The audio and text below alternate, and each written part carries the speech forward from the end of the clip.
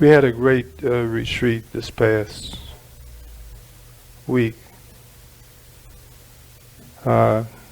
primarily focusing on what is called insight of Vipassana,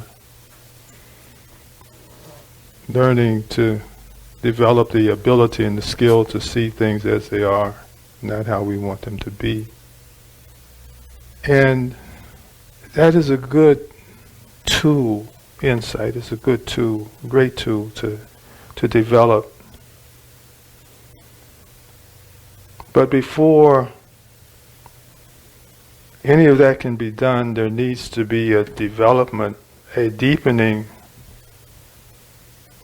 of intent. There are people who can achieve stillness and peace when there's nothing poking at them, when there's nothing bothering them, when there's no one assaulting them, either verbally or physically. But very rarely are people equipped and skilled to hold their peace, hold their center, stay in their heart when there's an extreme challenge in their life. But it's doable, it's possible, this development of the skill of maintaining your intent, maintaining your promise. So this is what I want us to start working on and developing if we haven't already. It's keyed into or tied into neuroplasticity. In other words, creating a groove, staying on a groove, staying on it until it becomes automatic, until it becomes automatically accessible to us under any given circumstances. In Romans 19, Paul expressed his inability to do good when he wanted to do good and not do bad when he didn't want to do bad. Now his object was the image of, the thought of Jesus Christ. That was his object of meditation, his object of skill in doing good and not doing bad. And he had a terrible time, in Romans at least, achieving that. And he felt wretched, unhappy, lower than low, because he was unable to do good when he wanted to do good and not do bad when he didn't want to do bad. And I'm certain that there are a few of us in the Sangha who are dealing with that same issue. But what I'm expressing is don't despair, don't give up. There is development attainable, but you have to be consistent and committed. It's not something that you can do on Tuesdays and Thursdays and Sundays. It's something that must be practiced consistently. Must be practiced consistently in order to be developed and deepened and available to us at those critical times of life and reality where there is just something that appears to be so overwhelming that we can keep our anchor, keep anchored to the commitment that we've made to the moment. That is, I will not be angry, I will not be hating, I will not be lustful, I will not be greedy, I will not be unmindful, I will not be disillusioned. That's our commitment, that's our promise. So one of the things that I want to ask you to consider is, first of all, remembering every morning as you arise to make that commitment, to set forth that intent on how you will behave, how you will relate to the moment on this day. If we don't develop the habit of committing as soon as we enter the moment, as soon as we enter this day, then the day gets so busy we forget. And before we know it, the day is over and we still haven't done our due diligence on our intention of living with others, with relationship, with the moment.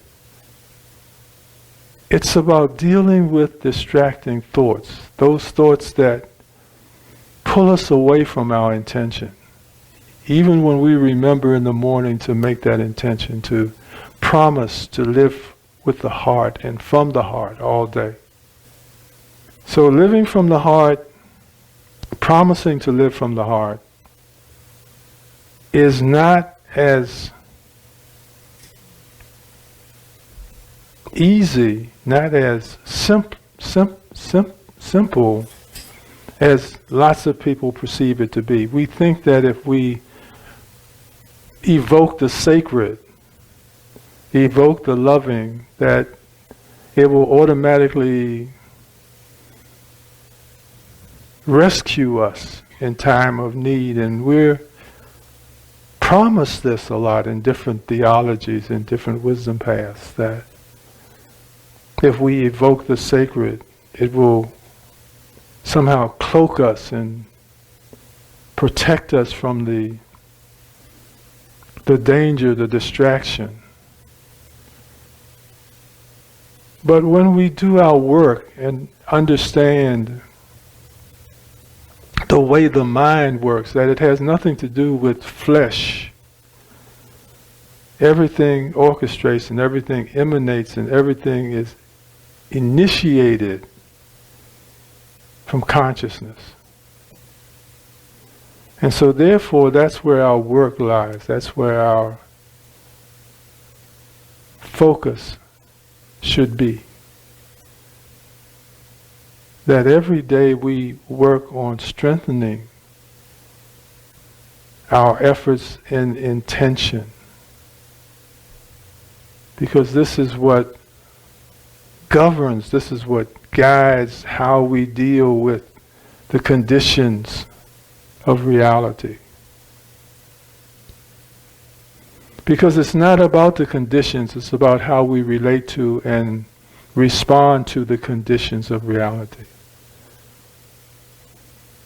Whether we're happy or satisfied, or unhappy or unsatisfied with the status quo in the present moment. This is about finding that peace and joy and happiness that no one can take away from you in the world, because no one in the world gave it to you. That you developed it yourself through your own work, through your own effort. By having that insight and realization that there is nothing here that is not that is not or does not contain the sacred or the jewel. I was riding yesterday in the car and I was feeling the cold of the rain and the experience in the rain, and I was saying, gee, how cold it is. But then a thought came up to my mind and said, but it's not as hot as the fire in California. So again, our practice is always there to remind us that in every event that we experience in reality, there is a positive. There is something that it brings us back to our normality, which is the heart, the gratitude of life and living and being where we are in the moment. So please don't forget that, and please employ that in every instance that mind wants to develop an argument for losing gratitude and developing discontent. Okay? It doesn't matter, in my opinion, what you choose to anchor to as far as concept or image or thought. The skill and development of that anchor, though, is to be able to be there in spite of or whatever might arise in reality in our moment, in our lives, that we are able to maintain our connection to our intention. So, as an example, if we wake up in the morning and we say to ourselves that we're going to be loving today, that we're not going to allow any discontent, any hatred to enter our heart, that every moment that we encounter reality and everything that we encounter in reality, we will offer love and beneficial energy to it.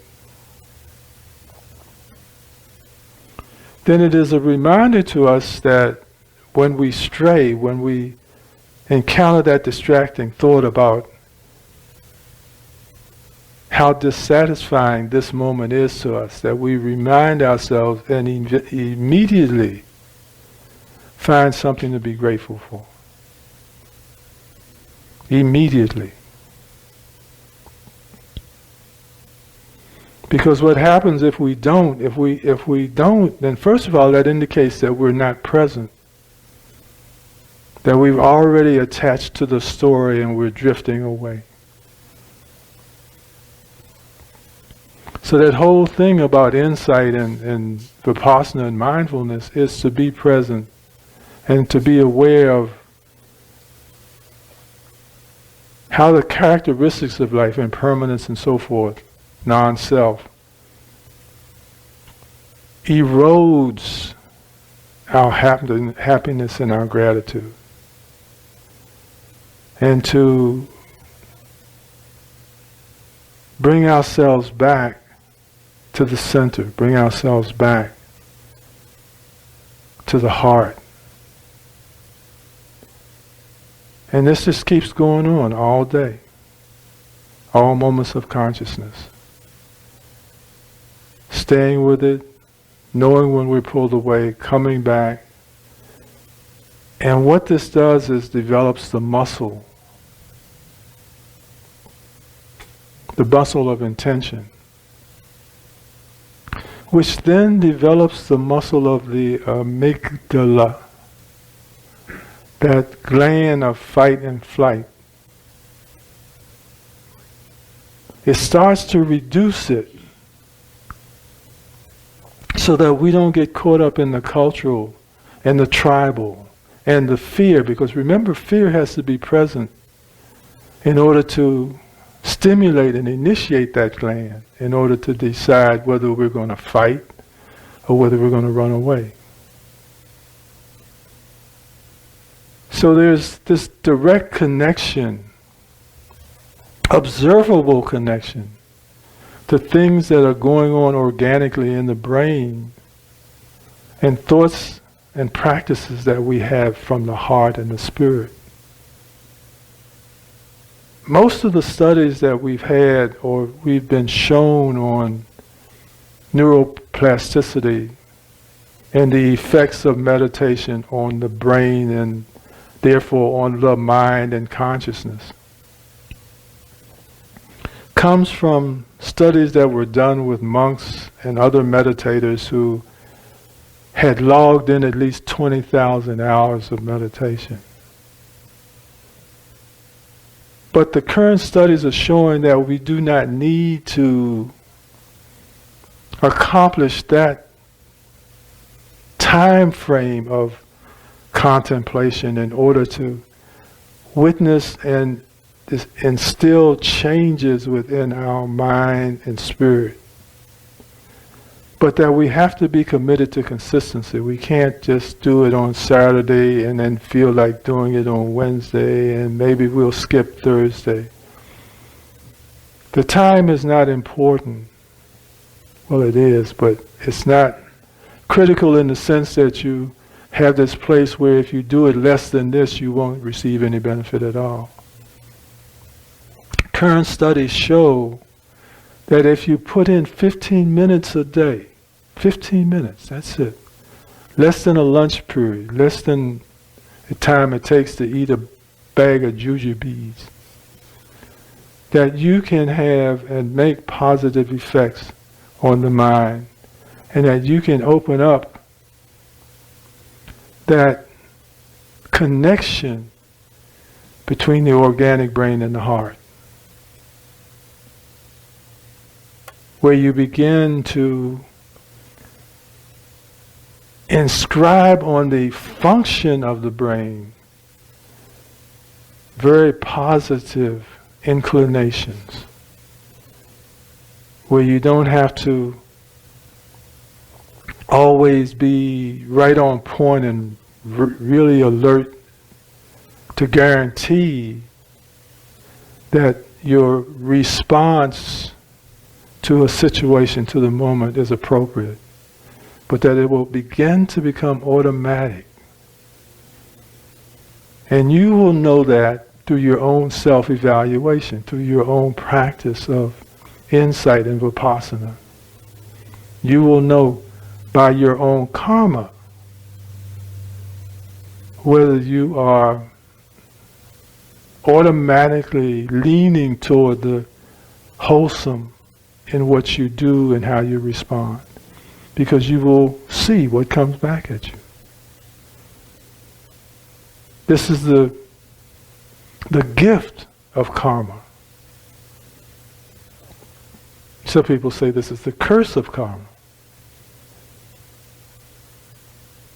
But it's about instant feedback. How did I do? Well, you found out real quick, because it's coming right back at you. So, that's all I'd like to say today. Is there any questions? What you were saying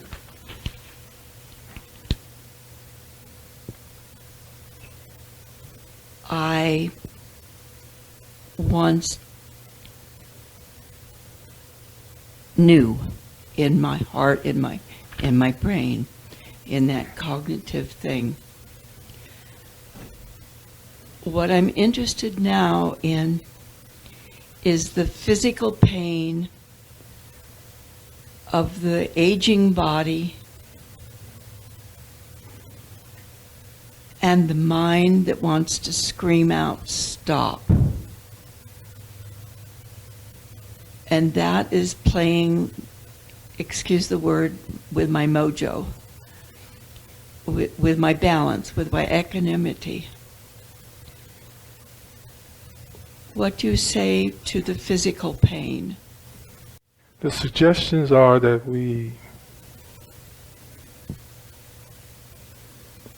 do our best to, first of all,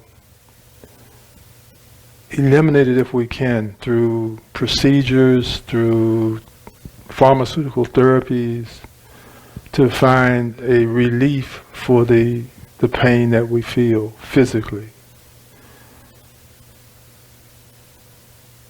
If none of those things work, then it is about using the pain itself as an object of insight. So the first thing we do is we stop calling it pain, because that automatically creates an aversion to the experience. But we call it sensation. we see how that can modify our relationship with this sensation that some people call pain. We begin to use it as a tool of insight. For instance, when we are dealing with deliberate discomfort over long periods of time, we begin to develop the illusion that it is steady and present all the time, that it is, we call it chronic pain. But when we are able to use it as an object of observation, we find that it is not static, it is not steady, it is not present in its intention, in its intensity all the time. That it varies, that it's different, that it comes and goes, that it wafts and waves. That it's not always unbearable, sometimes it is bearable. There's another process that we can use, which is, what else would I rather have than this? You know, whose infirmity would I trade mine for? And when we remind ourselves that there are people who are dealing with more serious issues than I am, I then can develop that gratitude for being where I am. One of the things to remind ourselves about is that every moment that we are anywhere we are, no matter what our state of well-being may be, if I'm here or if I'm walking down the street and it hurts me to walk down the street, but I'm walking down the street, I can always legitimately remind myself that there are people who have to wait in bed for someone to come in and turn them over. Would I like to trade where I am and what I'm doing for that? Do I understand that this is one of the events that life brings? That is, the changes in life, the going from the healthy and robust and strong and steady to old age. And the gift, again, another reminder is that I didn't have to spend the time that I spent to get to this point. I could have gone to school in Sandy Hook as a kid, or gone to the country western bar as a youngster. You know, they don't have those complaints anymore because they're no longer here.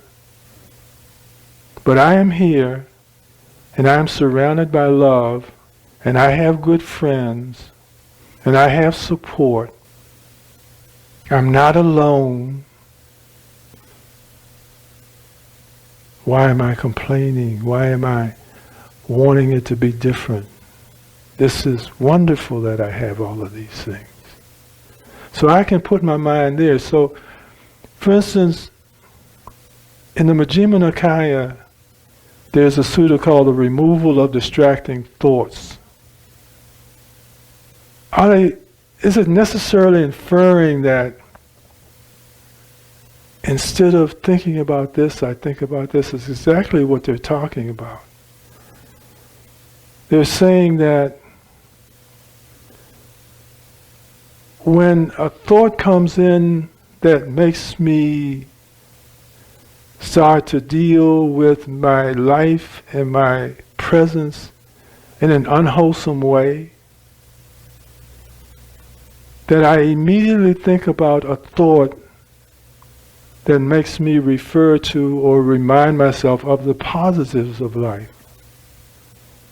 So as opposed to staying with a subject that makes me go, whoa, I'm unhappy, I'm discontented, I would rather have, a young body again. I would rather be somebody else. I would rather have something else. I would rather have different knees or different hips or a different head or different whatever.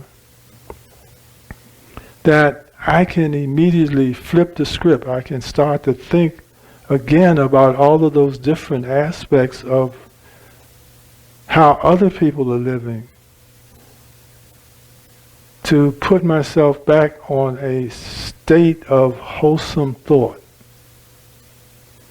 So to remind myself that when I am in discontent about my present moment reality, I am not intentionally, and I am not in a state of gratefulness, I am not in a state of love, and bring any thought to mind that brings me back to that purpose, that path.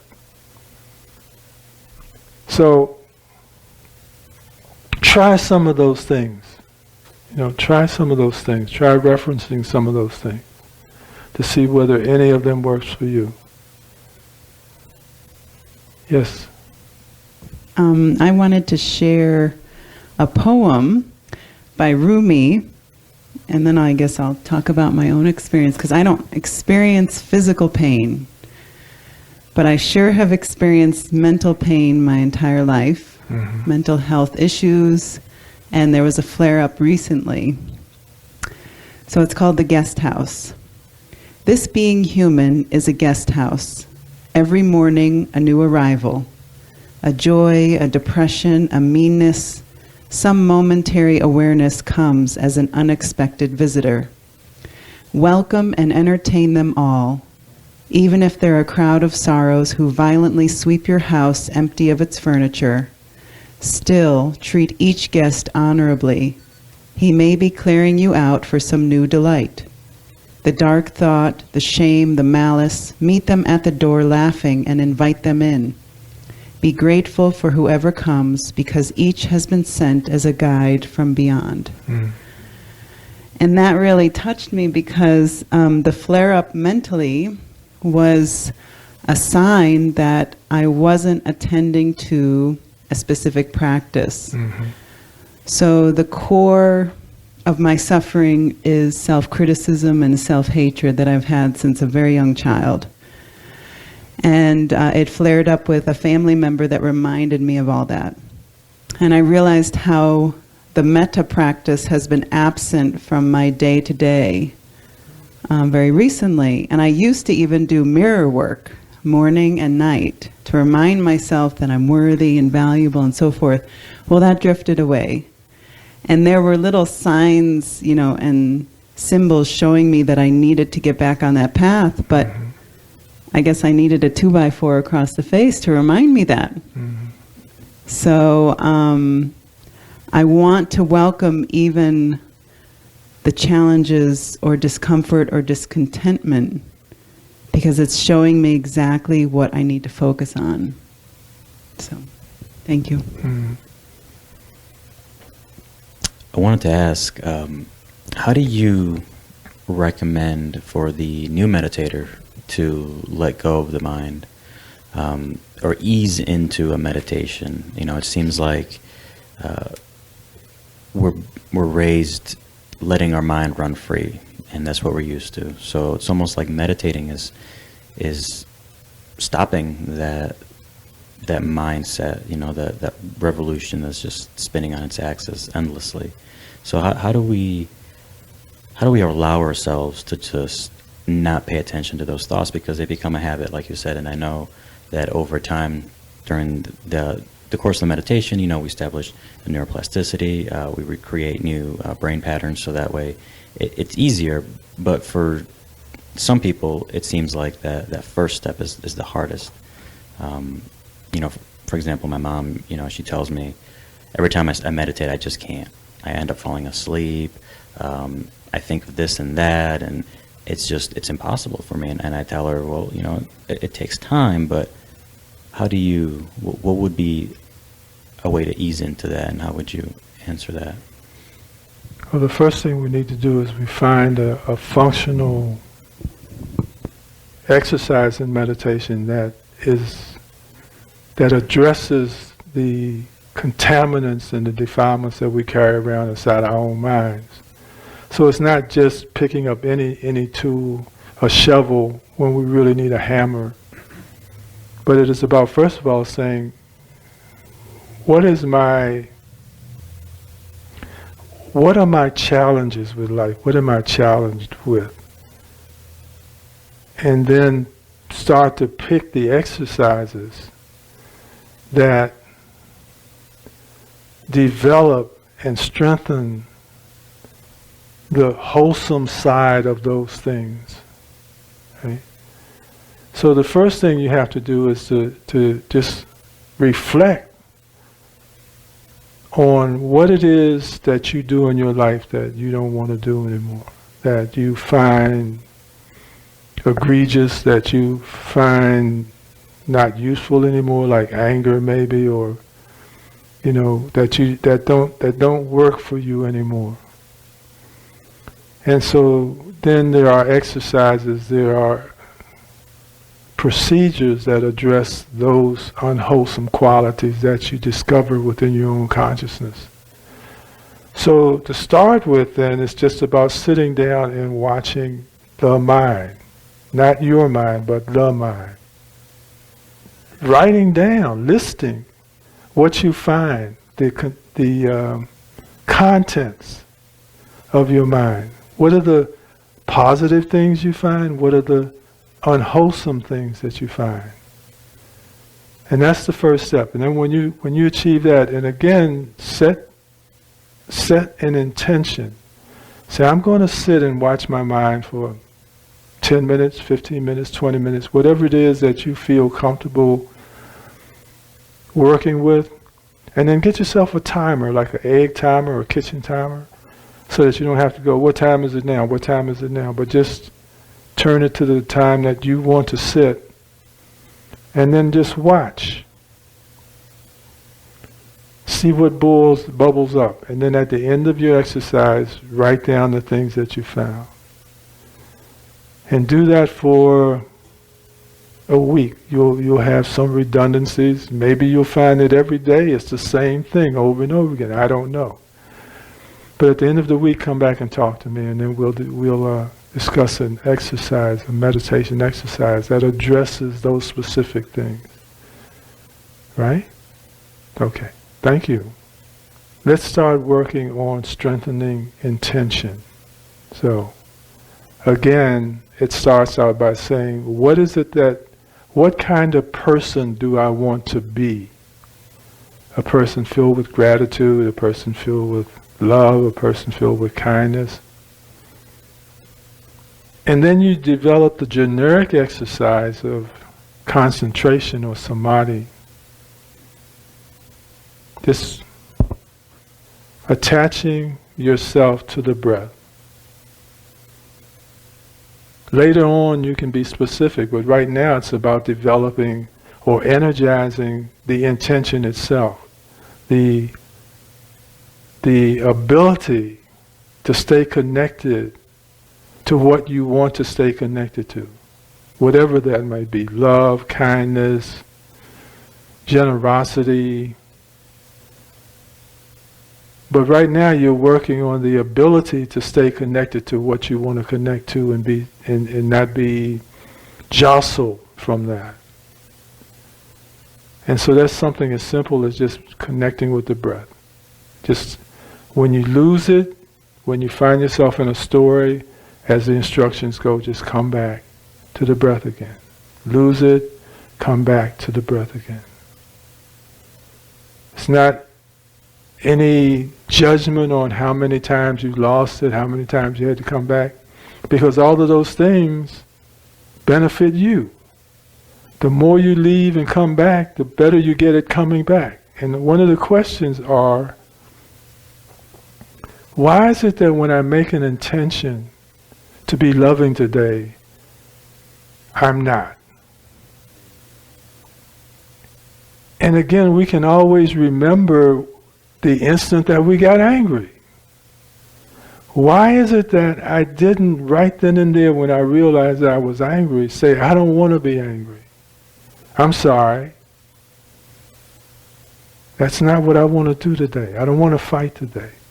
Why can't we orchestrate a change right then and there?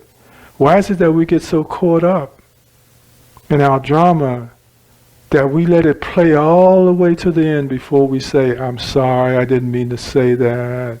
I could have handled it better. Why do we wait? Why don't we stop it right there? Why do we give ourselves permission to continue to misbehave when we know that's not what we want to do? So, coming back to our object is a way of coming back to our object, of getting better at letting go of the new thing, whatever that might be, and coming back to our intention. Just coming back, just coming back. And we get better at that, and get better at that.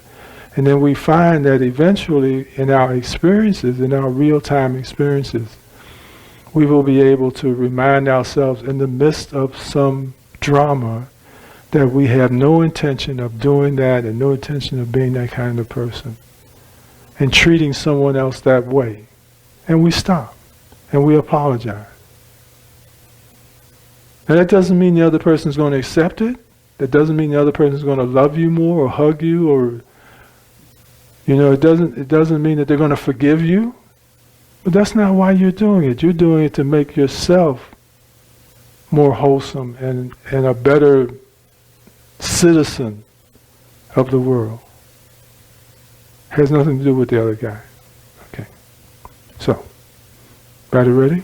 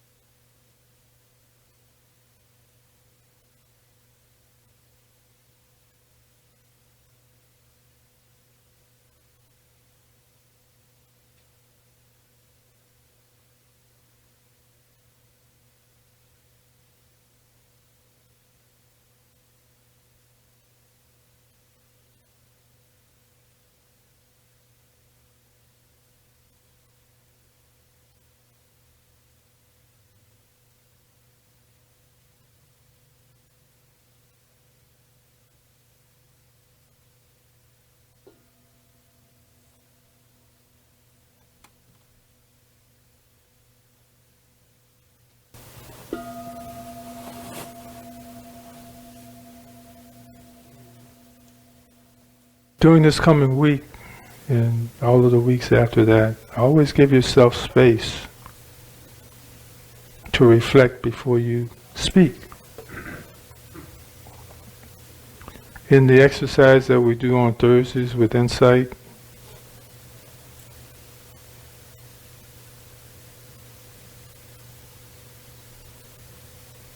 there's always the instruction to pause, to take a breath before you usher forth your opinion. That pause gives us the space to ask ourselves if what we are about to do and say, is it appropriate? Is it wholesome? Is it loving? And if it isn't, don't do it. And then while you're doing it, while you're speaking, take a pause, take a breath, and say, is this appropriate? Is this wholesome? After you've done it, ask yourself the same question.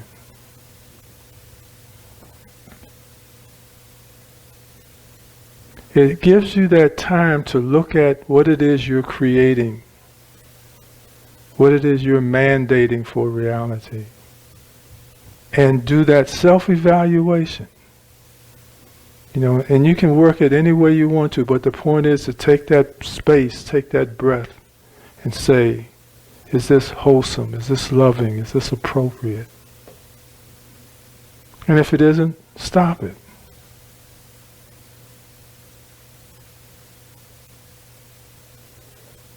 May all beings be liberated from suffering. May we be well. May we be happy. May we be peaceful. Thank you so much for the work that you do, the support that you give. We appreciate it. We'll grow old together. Thank you.